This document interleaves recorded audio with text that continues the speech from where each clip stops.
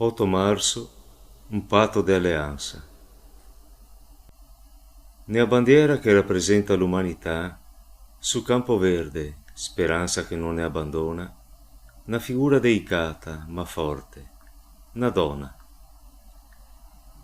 Se il mondo avrà continuità, se a pace alla fine vincerà, sarà la donna che ne apporterà.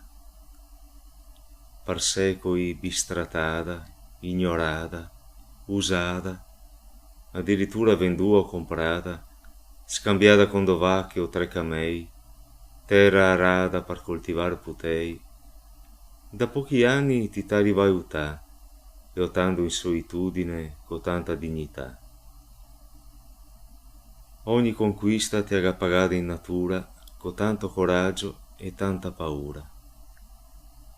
Te ciapo per me andando incontro al futuro, perché il sia più bello, più giusto, più sicuro.